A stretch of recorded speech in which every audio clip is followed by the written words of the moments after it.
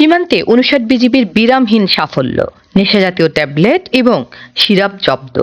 বিস্তারিত দেখুন চাঁপাইনবাবগঞ্জ জেলা প্রতিনিধি মাহিদুল ইসলাম ফরহাদের তথ্যচিত্রে। চাঁপাইনবাবগঞ্জ জেলার শিবগঞ্জ সীমান্তে মাদক চোরা কারবারিরা বসে নেই। দেশের যুব সমাজকে রক্ষায় তাদের থামাতে মহানন্দা ব্যাটালিয়ন ৫৯ বিজিবির সদস্যরা রাত দিন নিরলসভাবে কাজ করে যাচ্ছে।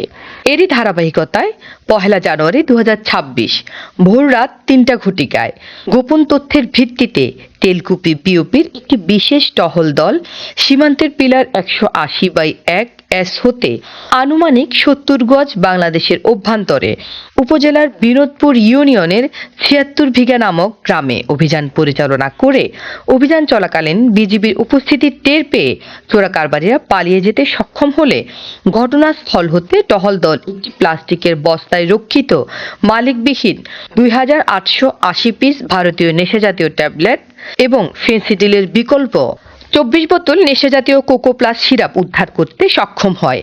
আটককৃত মাদকদ্রব্যের ব্যাপারে আইনি প্রক্রিয়া চলমান।